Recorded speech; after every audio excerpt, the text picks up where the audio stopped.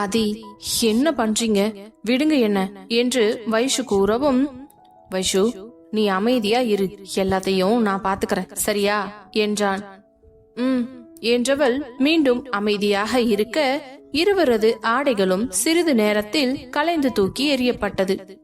இருட்டாகத்தான் இருந்தது, ஆனாலும் பெண் அவளுக்கு வெட்கம் பிடுங்கி தின்றது. மெதுமெதுவாக அவனது தேடலை தொடங்கியவன் ஆடையில்லாத அவளது வெற்று உடலை முழுமையாக எடுத்துக்கொள்ள நினைத்தான்.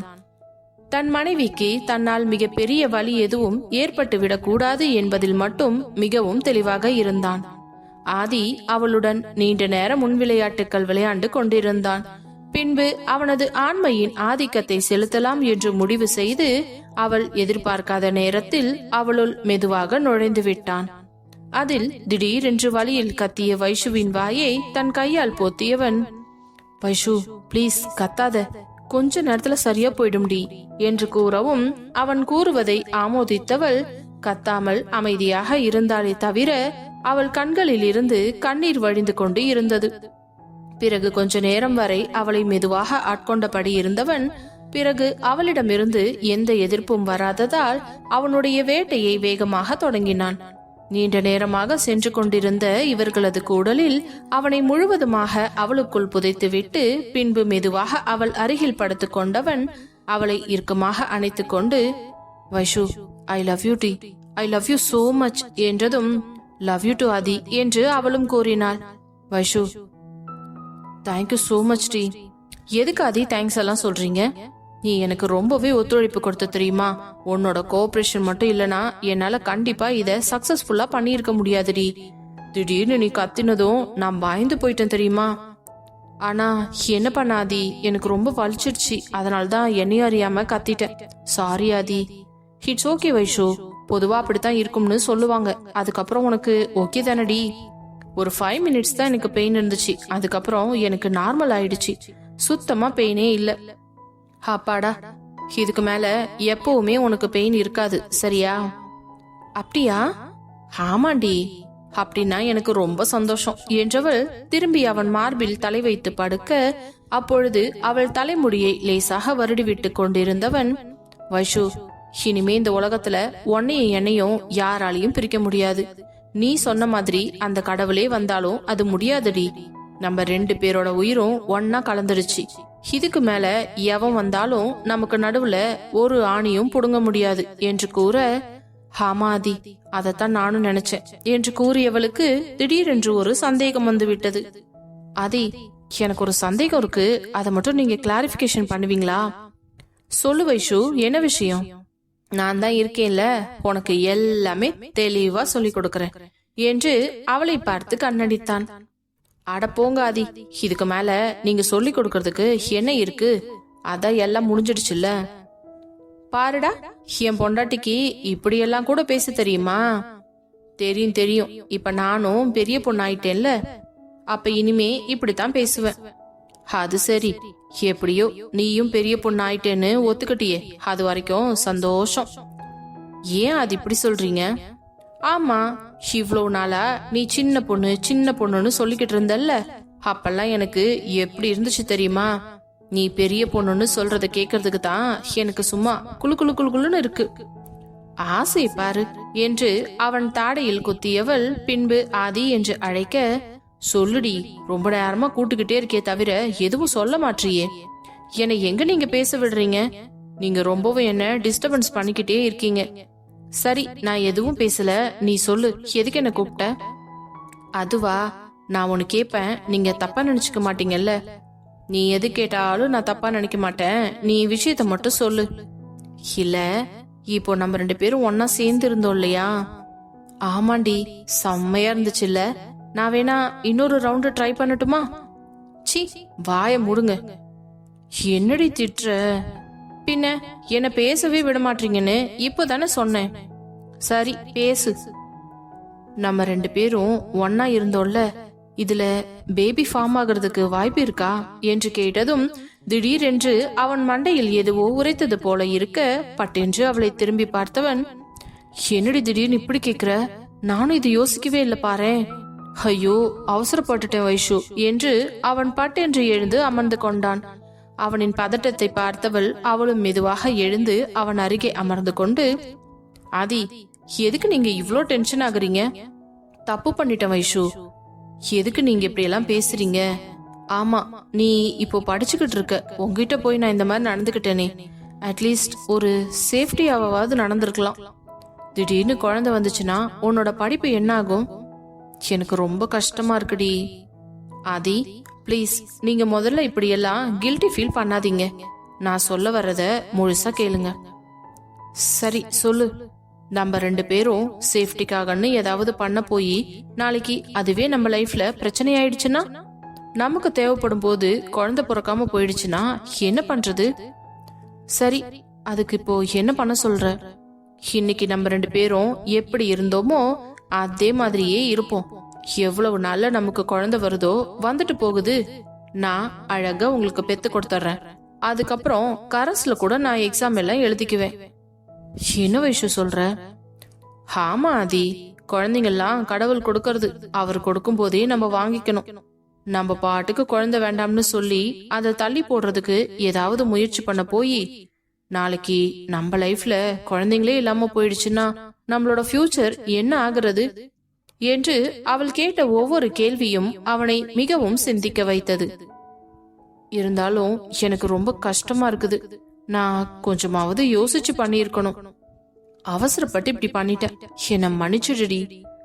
ஐயோ, இந்த விஷயம் மட்டும் வேற யாருக்காவது தெரிஞ்சதுன்னா எல்லாரும் என்னதானே திட்டுவாங்க.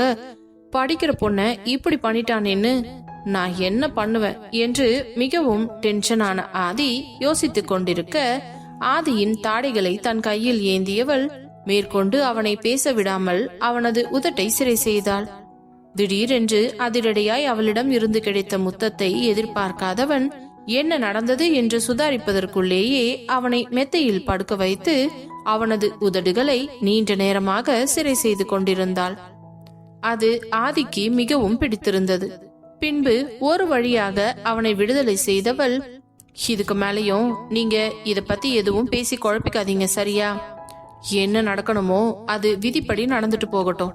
நம்ம வாழ்க்கை நார்மலா எல்லாருக்கும் எப்படி போகுதோ அதே மாதிரிதான் நமக்கும் போகணும். அப்படி போனாதான் எந்த பிரச்சனையும் இல்ல.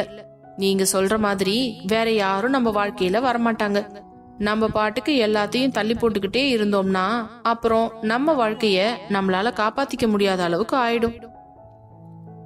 ஆதி, இப்ப சொல்றேன் கேட்டுக்கோங்க. இனி ஒரு நிமிஷம் கூட உங்களை பிரிஞ்சு என்னால இருக்க முடியாது. அதே மாதிரி நீங்களும் என்ன கைவிட்டுற மாட்டீங்கல்ல? வைஷு, நீ என் பொண்டாட்டிடி. இப்போ என்னோட உயிர். அப்படி இருக்கும் பொழுது உன்னை போய் நான் கைவிடுவேனா? என் வாழ்க்கையில வந்த முதல் பொண்ணும் கடைசி பொண்ணும் நீதான். உண்மையை சொல்லணும்னா நான் இன்ன வரைக்கும் யாரையும் லவ் கூட பண்ணதில்லை, தெரியுமா? எந்த பொண்ணையும் சைட்டு கூட அடிச்சதில்ல.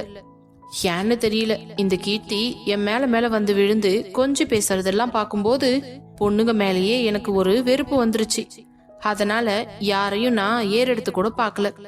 முதல்ல உன்னை தொட்டது, உன்னை தூக்கினது, உனக்கு முதலா அன்னைக்கு நைட்டு முத்தமும் கொடுத்தது, என்னோட இந்த உடம்பு ஆண்மை முதல்ல உனக்கு தண்டி கொடுத்திருக்கேன் என்றதும் அவளுக்கு மிகவும் சந்தோஷமாக இருந்தது. ஆதி, இது கேட்க எனக்கு எவ்வளவு சந்தோஷமா இருக்கு தெரியுமா? அதுவும் உங்களை மாதிரி பணக்கார பசங்க எல்லாம் என்ன தப்பு தான் செய்யல சொல்லுங்க? எல்லா தப்பையும் செஞ்சிடறாங்க கல்யாணத்துக்கு முன்னாடியே. அப்புறம் ஒரு பொண்ணை பார்த்து கல்யாணம் பண்ணிக்கிட்டு ஒண்ணுமே நடக்காத மாதிரி குடும்பமும் நடத்துறாங்க.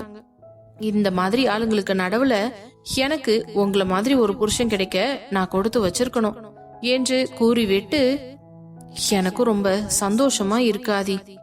இத்தனை வருஷமா காப்பாத்தி வச்ச என்னோட பெண்மைய எந்தவித கலங்கமும் இல்லாம முழு மனசோட இன்னைக்கு உங்ககிட்ட ஒப்படைச்சிட்டேன்னு நினைக்கும் போது நான் ரொம்பவே சந்தோஷமா ஃபீல் பண்றேன் என்று கூறினாள். வைஷு, நீ சொன்ன மாதிரி எனக்கு முதல் முறையா உன்னை கொடுக்கறது கூட ஈஸியா கண்டுபிடிச்சிடலாம்டி. ஆனா எங்களை உங்களால கண்டுபிடிக்கவே முடியாது இல்ல? அந்த மாதிரி எங்களுக்கும் ஏதாவது ஒரு ஆப்ஷன் வச்சிருக்கலாம் கடவுள். நானும் என்ன நிரூபிச்சிருப்பேன் தெரியுமா? என்ன அது நீங்க இப்படி எல்லாம் சொல்றீங்க? நீங்க இந்த அளவுக்கு என்கிட்ட உண்மையா இருக்கிறதே எனக்கு போதும். இதே மாதிரி காலத்துக்கும் நானும் உங்களுக்கு உண்மையா இருப்பேன். சரியாதி, நம்ம மீதியெல்லாம் நாளைக்கு காலையில பேசிக்கலாம். இப்போ படுத்து தூங்கலாமா? ஆமாண்டி, எனக்கும் செம்மையா தூக்கம் வருது. நான் இன்னைக்கு ரொம்ப சந்தோஷமா இருக்கேன். அதனால நிம்மதியா படுத்து தூங்க போறேன் என்று அவன் கண்ணை மூடி அமைதியாக உறங்க போக, உடனே வைஷு, பாத்தீங்களா, உங்க வேலை முடிஞ்சதும் நீங்க தூங்க ஆரம்பிச்சிட்டீங்க. ஐயோ, அப்படியெல்லாம் இல்லடி. ஏன், என்னாச்சு? உனக்கு தூக்கம் வரலையா? தூக்கம் வருதுதான், ஆனா எனக்கு ரொம்ப குளிரா இருக்குதே. அச்சோ, சரி, நான் உன்னோட ட்ரெஸ் எடுத்து தரேன், நீ போட்டுக்கிறியா? இல்ல, வேண்டாம். அப்போ போர்வை போத்துக்கிறியா? இல்ல, வேண்டாம். அப்ப என்ன தாண்டி பண்றது? அப்புறம் எப்படித்தான் குளிர போக வைக்கிறது? அதுக்குத்தான் நீங்க இருக்கீங்கல்ல என்று அஸ்கி வாய்ஸில் கூறவும் அவனின் உடம்பில் ஒரு புது கிளர்ச்சி ஏற்பட்டது. உடனே அவள் பக்கம் திரும்பி படுத்தவன் அவளை இறுக்கமாக அணைத்து கொண்டு, இப்போ குளிர் போயிடுச்சா? இப்பதான் இதம்மா நல்லா இருக்கு இந்த குளிருக்கு என்று கூறினாள். சரி, தூங்கு என்று அவள் நெற்றியில் ஒரு முத்தத்தை கொடுத்து விட்டு இருவரும் ஒருவரையொருவர் இறுக்கமாக அணைத்தபடியே உறங்கி போயினர். அடுத்த நாள் காலை கண்முழித்த ஆதி தன் மனைவி தன்னை இறுக்கமாக அணைத்து கொண்டு தூங்குவதை பார்த்தவனுக்கு மிகவும் சந்தோஷம் தாங்கவில்லை.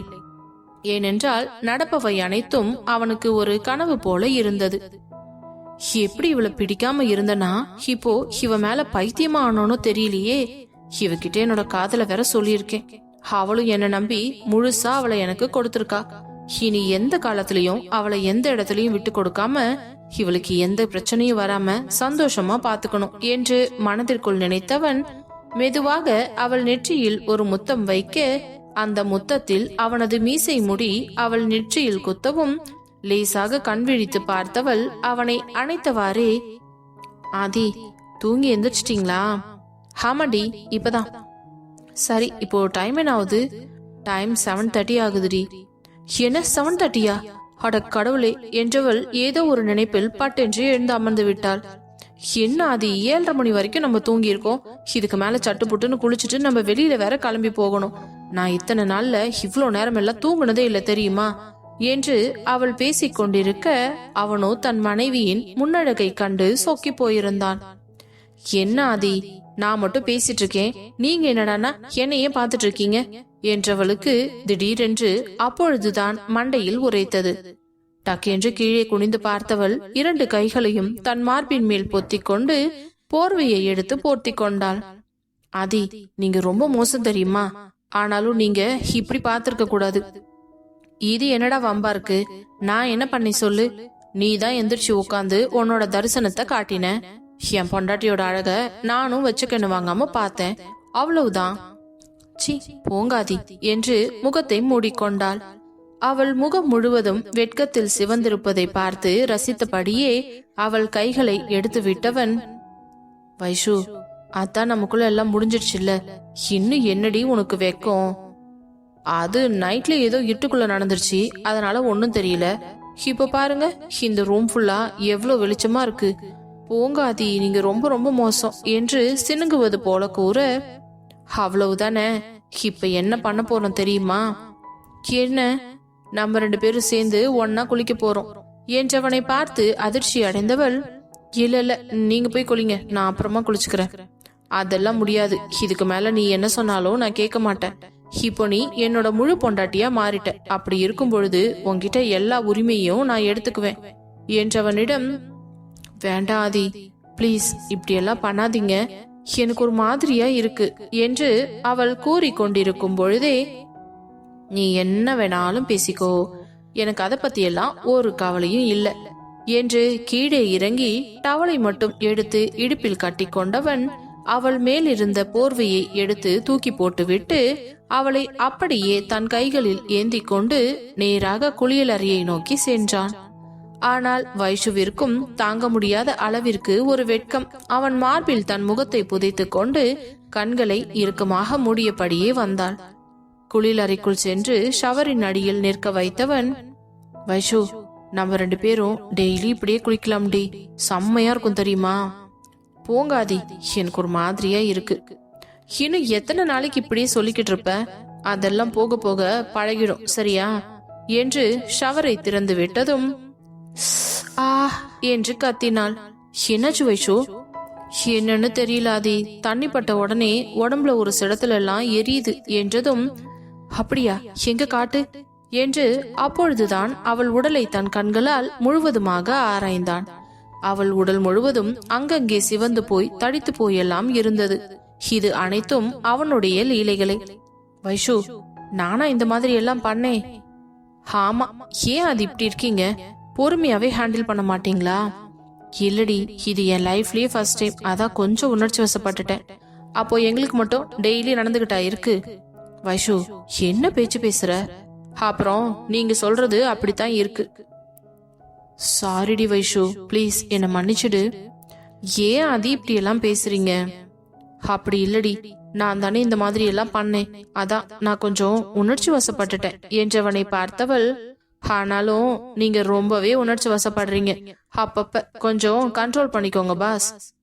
முடியாது முடியாது, இதுக்கே நீ இப்படி சொல்ற? உனக்கு ஏதாவது ரொம்ப வலிக்க போகுதுன்னு சொல்லிட்டு தான் நான் பார்த்து பார்த்து மெதுவா நடந்துகிட்டேன். போக போக பாரு இந்த மாமனோட வித்தைய. பாருடா, பார்க்கலாம் என்றவளுக்கு கொஞ்சம் கொஞ்சமாக கூச்சம் குறைந்து கொண்டே சென்றது. பின்பு ஒரு வழியாக இருவரும் ஒன்றாக குளித்து முடித்துவிட்டு டவலை மட்டும் கட்டிக்கொண்டு வெளியே வந்ததும் ஆதி வைஷ்ணவியிடம், வைஷு, இப்ப நம்ம கண்டிப்பா வெளியில கிளம்பி போகணுமா? ஏன் ஆதி, என்னாச்சு? இல்ல நம்ம ரூம்லயே இருக்கலாமா? ரூம்லயே இருக்கிறதுக்கா இங்க வந்தோம்? என்னடி கோவப்படுற? பின்ன சுத்தி பாக்குறதுக்கு மட்டுமா இங்க வந்தோம்? நம்ம ஹனிமூன் கொண்டாடுறதுக்கு தானே இங்க வந்தோம். என்ன ஹனிமூனா? இது எப்ப நடந்தது? என்கிட்ட சொல்லவே இல்லையே நீங்க. அடியே, இதுக்கு பேர் என்ன ஹனிமூன் தாண்டி. அப்படியா, சரி ஓகே. இருந்தாலும் ஊட்டியில நான் பாக்குறதுக்கு இன்னும் எவ்வளோ இடம் பாக்கி இருக்கு தெரியுமா?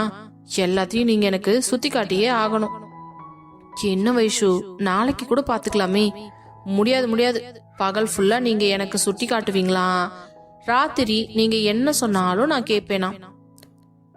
நிஜமா நான் என்ன சொன்னாலும் கேப்பியா? முரண்டு பிடிக்க மாட்டியே? கண்டிப்பா மாட்டேன், நீங்க என்ன சொன்னாலும் நான் கேட்பேன். சரி, அப்படின்னா இந்த 2-3 நாள்ல உன்னை பகல் ஃபுல்லா கூட்டிட்டு போய் நான் சுத்தி காட்டுறேன். அதுக்கப்புறம் ஒரு 2 டேஸ்க்கு பகல் நைட் ஃபுல்லா நம்ம ரூம்லயே தான் இருக்கணும். அதுக்கு அப்புறம் தான் நம்ம ஊருக்கே கிளம்பி போறோம், புரியுதா என்றதும், ஓகே ஓகே, எனக்கு நீங்க எல்லா இடத்தையும் காட்டுனீங்கன்னா அதுக்கப்புறம் நான் உங்களை டிஸ்டர்ப் பண்ண மாட்டேன் என்று குழந்தையை போல கூறியவளிடம், சரி ஓகே, அப்படின்னா நம்ம சட்டுப்புட்டுன்னு கிளம்புவோம். நான் பிரேக்ஃபாஸ்ட் ஆர்டர் பண்ணவா? பண்ணிடுங்க ஆதி, சாப்பிட்டுட்டே கிளம்பலாம் என்று கூற பின்பு அவர்களுக்கு பிரேக்ஃபாஸ்டை ஆர்டர் செய்தான். சிறிது நேரத்தில் வந்துவிட அதையும் சாப்பிட்டு விட்டு இருவரும் வெளியில் புறப்படுவதற்காக அழகாக தயாராகினர். அதே நேரம் வைஷு கட்டி இருந்த புடவையை பார்த்தவன், வைஷு, உனக்கு எந்த ட்ரெஸ் போட்டாலும் அழகா இருக்குடி. உனக்கு சுடிதார் நல்லா இருக்கு, சாரி நல்லா இருக்கு, நேத்து நைட் போட்டிருந்தியே ஒரு குட்டி ட்ரெஸ், அது கூட நல்லா இருக்கு என்றதும் அவள் முகம் குப்பென்று சிவந்து விட்டது. ஆதி, நீங்க ரொம்ப மோசம். நேத்து நீங்க அந்த ட்ரெஸ் என்ன போட சொல்லி ரொம்ப கட்டாயப்படுத்திட்டீங்க. இனிமே நான் அதை போடவே மாட்டேன். என்ன? அப்படியெல்லாம் கிடையவே கிடையாது. இனிமே நீ டெய்லி நம்ம ரூமுக்குள்ள நைட்ல அந்த மாதிரி ட்ரெஸ் தான் போட்டுக்கணும். அது வீட்டுக்கு போனதுக்கு அப்புறமும் சரி என்று அவன் கூறவும், ஐயோ, அப்போ சார் ஒரு முடிவோட தான் இருக்கீங்க போல இருக்கே. எல்லாம் பக்கா பிளானிங் மாதிரி தெரியுது. ஆமா, என் பொண்டாட்டி கிட்டதான் நான் இதெல்லாம் ஆசை தீர அனுபவிச்சுக்க முடியும். அதனால எதையுமே நான் மிஸ் பண்றதா ஐடியாவே இல்ல. சரி சரி என்று இருவரும் சிரித்துவிட்டு சாப்பிட்டு முடித்து வெளியே சென்றவர்கள் காரில் ஏறி அமர்ந்ததும், ஆதி, என்னடி இன்னைக்கு என்ன கோவிலுக்கு கூட்டிட்டு போறீங்களா? ஏண்டி, ஊட்டிக்கு வந்து கோவில பாக்குறதுக்கா போகணும்? சுத்தி பார்க்க வேற இடமே இல்லையா என்றதும் மெதுவாக அவன் அருகே வந்தவள், ஆதி, நம்ம 2 பேரும் இப்பதான் சேர்ந்து வாழ ஆரம்பிச்சிருக்கோம். அதனால முதல்ல கோயிலுக்கு போய் கடவுளுக்கு நன்றி சொல்லிட்டு அதுக்கப்புறம் நடக்கிறதெல்லாம் நல்ல விதமா நடக்கணும்னு வேண்டிட்டு வந்துடலாம். ஆதி, பிளீஸ் என்ன கூட்டிட்டு போங்க என்று அவள் கெஞ்சுவது போல கேட்கவும், அவள் சொல்வதும் சரி என்று தோன்றியவன் பின்பு டிரைவரிடம், அண்ணா, இங்க எந்த கோவில் ரொம்ப ஃபேமஸா இருக்கோ அந்த கோயிலுக்கு போங்க. சரிங்க சார் என்றவர் நேராக கோவிலுக்கு சென்று வண்டியை நிறுத்தினார். வண்டியிலிருந்து இறங்கிய வைஷு அர்ச்சனை கூடையை வாங்கி கொண்டு, ஆதி, பே பண்ணுங்க என்றதும் அந்த கடைக்கார பெண்மணி, ஒன்னும் பிரச்சனை இல்லம்மா, நீங்க போய் சாமி கும்பிட்டுட்டு திரும்பி இந்த கூடையை இங்க தானே கொடுக்க வருவீங்க, அப்ப நான் காசு வாங்கிக்கிறேன். இப்போ நீங்க போங்க என்றதும் சரிங்கக்கா என்று நேராக உள்ளே சென்று மனதார கடவுளை கும்பிட்டு விட்டு அர்ச்சனையும் செய்துவிட்டு கோவிலை சுற்றி வந்து அமர்ந்தனர். ஆதி, எனக்கு இப்பதான் சந்தோஷமா இருக்கு தெரியுமா? நம்ம வாழ்க்கையை தொடங்கி நல்ல விதமா போயிட்டு இருக்குது இல்ல, அதுக்கு அந்த கடவுளுக்கு நன்றி சொல்லணும்னு எனக்கு தோணுச்சு. அதே மாதிரியே இன்னைக்கு நன்றிய சொல்லியாச்சு. இப்பதான் எனக்கு ரொம்பவே சந்தோஷமா இருக்கு. ஆமாண்டி, அம்மாக்கு கூட இந்த விஷயம் எல்லாம் தெரிஞ்சதுன்னா ரொம்ப சந்தோஷப்படுவாங்க. என்ன ஆதி, இத போய் எப்படி சொல்றது அத்தை கிட்ட? நீ சொல்ல தேவையில்லை, போன உடனே அவங்களே கேட்பாங்க, நீ வேணா பாரேன். அப்போ நான் அத்தை கிட்ட என்னன்னு சொல்றது? நீ எதுவும் சொல்ல வேணாம், என்ன நடந்துச்சோ அத மட்டும் சொல்லு. சரி என்று அவர்கள் பின்பு மீண்டும் வெளியில் வந்து பூஜை கூடையை கொடுத்துவிட்டு காசை கொடுத்தவர்கள் பின்பு சுற்றி பார்ப்பதற்காக நிறைய இடங்களுக்கு சென்றனர். அங்கங்கே நின்று விதவிதமான போஸ்களில் எல்லாம் ஜோடி ஜோடியாக புகைப்படத்தையும் எடுத்துக்கொண்டனர். பின்பு மாலை நேரம் ஆனதும் இருவரும் கிளம்பி அறைக்கு வந்து விட்டனர். நேற்றை போலே இன்றும் வந்ததும் குளித்து முடித்துவிட்டு ஆடையை மாற்றிக்கொண்டு இரவு உணவையும் சாப்பிட்டு விட்டு சிறிது நேரம் காலார நடந்துவிட்டு வந்தனர். பின்பு அறைக்குள் நுழைந்தவுடன் வைஷ்ணவி அங்கும் இங்கும் பார்த்து கொண்டிருந்தாள். அதை பார்த்த ஆதி, வைஷு, என்ன தேடிக்கிட்டு இருக்க? இல்ல ஆதி, நேத்து மாதிரி இன்னைக்கு ஏதாவது டெக்கரேஷன் பண்ணிருக்காங்களான்னு பாக்கறேன். ஏன், உனக்கு அந்த மாதிரி வேணுமா? சொல்லு, ரிசப்ஷன்ல சொல்லி உடனே செய்ய சொல்றேன். இல்ல ஆதி, வேண்டாம், நான் ஜஸ்ட் இருக்கான்னு தான் பார்த்தேன். அது ஃபர்ஸ்ட் டைம் மட்டும் தாண்டி அப்படி எல்லாம் பண்ணுவாங்க, அதுக்கப்புறம்லாம் பண்ண மாட்டாங்க. இது என்னோட அக்கப்போரா இருக்கு, ஏதாவது சட்டம் இருக்கா என்ன? முதல் தடவை மட்டும்தான் இப்படி இருக்கணும், அதுக்கப்புறம் அப்படி இருக்க கூடாதுன்னு. சரி, நீ கவலையே படாத.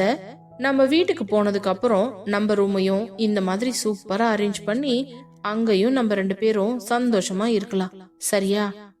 ஓகே ஓகே என்று ஓர கண்ணால் அவனை பார்த்து கூறவும் பின்பு அன்றைய இரவும் அவர்களுக்கு இனிய இரவாகவே மாறியது. நேற்று மாதிரி இல்லாமல் இன்றைய கூடல் அவர்களுக்கு மிகவும் வேகமாகவும் அதிரடியாகவும் திருப்தியாகவும் நடந்து முடிந்தது. இப்படியே 2 நாட்கள் சந்தோஷமாக சென்று கொண்டிருக்க ஒரு நாள் காலை ஹரியிடமிருந்து அழைப்பு வந்தது. என்ன, ஹரி போன் பண்றா? வந்து இத்தனை நாளா டிஸ்டர்ப் பண்ணவே இல்லையே, இன்னைக்கு போன் பண்றானா? கண்டிப்பா ஏதாவது பிரச்சனையா தான் இருக்கும். ஐயோ, என்ன ஆதி சொல்றீங்க? ஃபர்ஸ்ட் நீங்க போனை ஆன் பண்ணி பேசுங்க. போனை ஆன் பண்ணி காதில் வைத்து, ஹரி சொல்லுடா, என்ன இவ்ளோ காலையில கால் பண்ணிருக்க? ஏதாச்சும் பிரச்சனையா? கிட்டத்தட்ட அப்படிதான், ஆனா நீ வந்தா கண்டிப்பா அந்த ப்ராப்ளத்தை சால்வ் பண்ணிடலாம். ஏன், என்னாச்சு? நம்ம கம்பெனிக்கு லாஸ்டா ஒரு டீல முடிச்சோம், ஞாபகம் இருக்கா?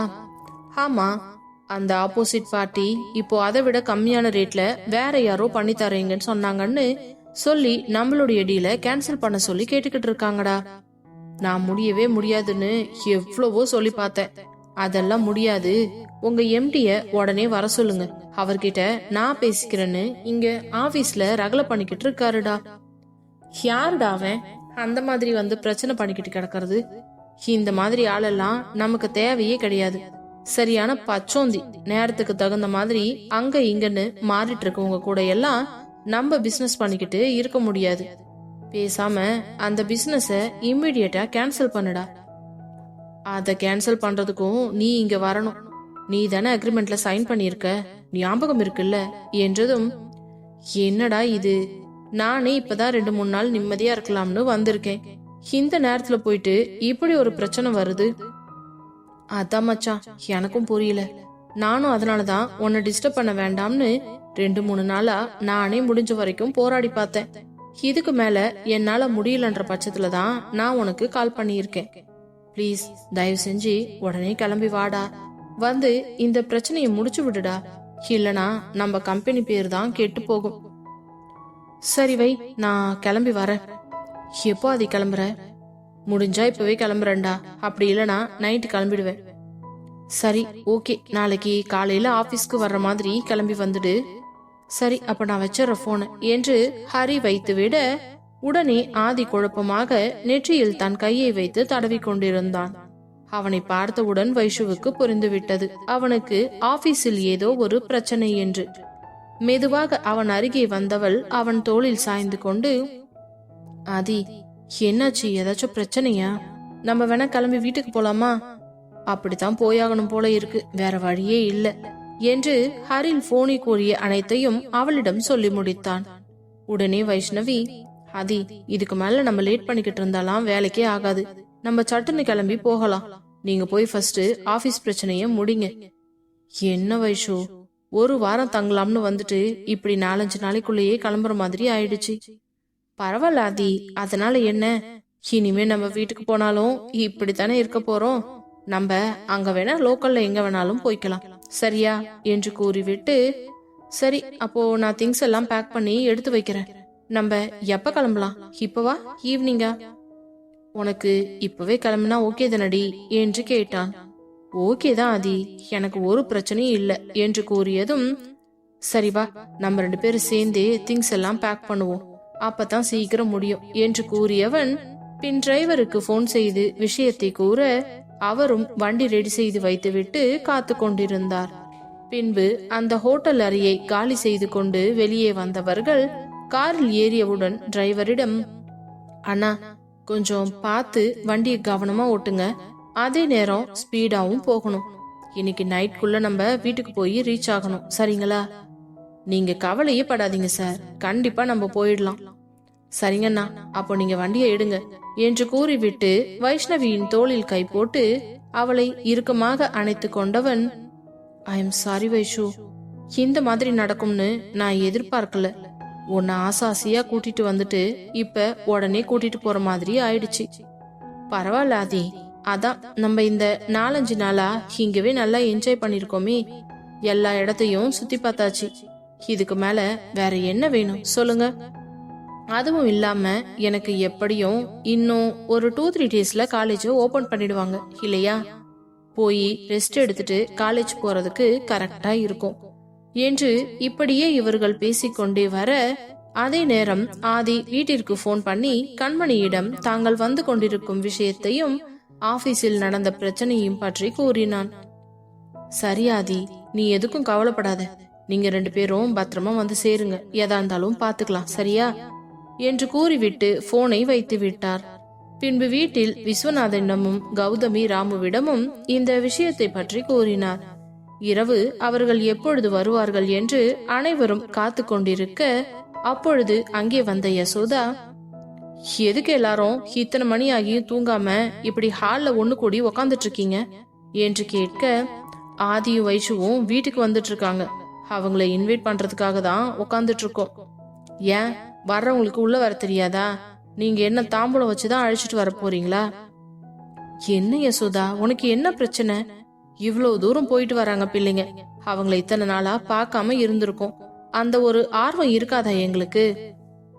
என்னவோ பண்ணி தொலைங்க, அவங்க என்னவோ ஒலிம்பிக்ல போய் கோல்டு மெடல் வாங்கிட்டு வர மாதிரி சீன் போட்டுட்டு இருக்கீங்க என்று கூறிவிட்டு, வாடி கிட்டி நாம உள்ள போலாம் என்று அவளை அழைத்து கொண்டு வெறுப்பாக உள்ளே சென்று விட்டார். அவர் உள்ளே சென்ற அரை மணி நேரத்திலேயே வீட்டு வாசலில் கார் வந்து நிற்கும் ஹாரன் சத்தம் கேட்க, உடனே கண்மணியும் கௌதமியும் ஆரத்தி தட்டை கரைத்து எடுத்துக்கொண்டு ஓடினர். பின்பு அவர்கள் இருவரையும் வாசலிலேயே நிற்க வைத்து ஆரத்தி கரைத்து போட்டுவிட்டு, ஆதி, வைஷு வாங்க வாங்க உள்ள வாங்க என்று அவர்களை அழைத்து கொண்டு வந்தவர்கள், சரி சாப்பாடு எடுத்து வைக்கிறேன், சாப்பிட்றீங்களா? ஓகேமா என்று அப்படியே இரவு உணவையும் சாப்பிட்டு முடித்துவிட, சரி ஆதி, இப்போ ரொம்ப டைம் ஆயிடுச்சு, நீங்க 2 பேரும் மேல போய் தூங்குங்க, நாளைக்கு ஆபீஸ்க்கு போயிட்டு வா, எதா இருந்தாலும் நம்ம அப்புறமா பேசிக்கலாம்.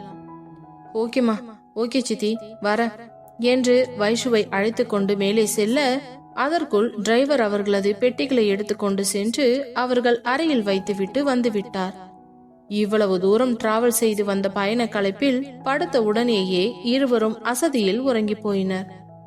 அடுத்த நாள் காலை பொழுது விடிந்த உடனே நேரத்துடன் ஆபீஸிற்கு குளித்து கிளம்பிய ஆதியை பார்த்த வைஷு, ஆதி நீங்க எதுக்கும் டென்ஷன் ஆகாதீங்க, ரிலாக்ஸா இருங்க, சரியா? என்ன நடந்தாலும் பாத்துக்கலாம். ஓகேடி, நான் ஆபீஸ் போயிட்டு என்ன ஏதுன்னு பாத்துட்டு சீக்கிரம் வர பாக்குறேன்.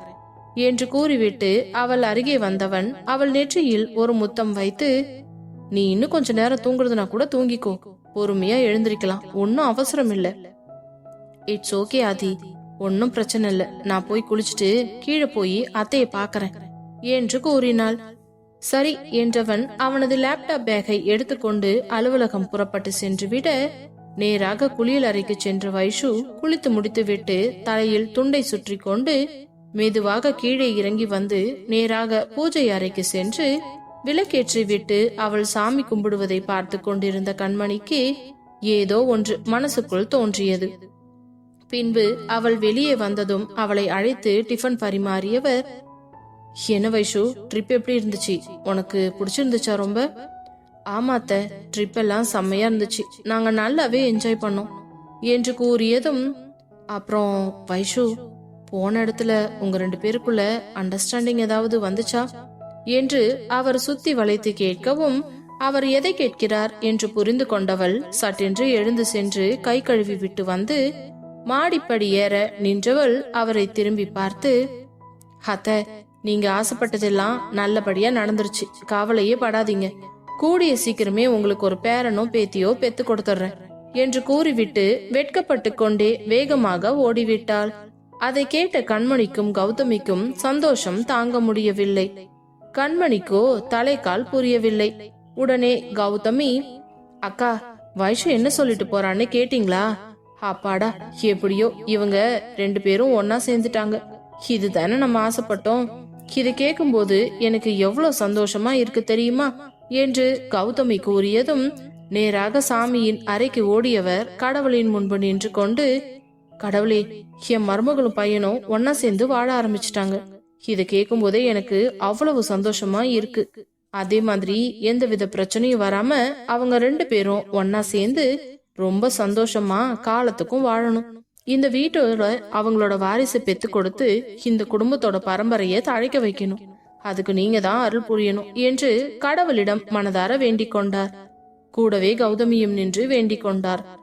அதே நேரம் சுவாமி படத்திலிருந்து பூவும் சட்டென்று வந்து கீழே விழுந்ததும் அந்த கடவுளே அதற்கு சம்மதம் சொல்லியதாக கௌதமியும் கண்மணியும் ஒருவரையொருவர் பார்த்து ஆனந்தப்பட்டு கொண்டு மீண்டும் கடவுளுக்கு நன்றி சொல்லிவிட்டு வெளியே வந்தனர்.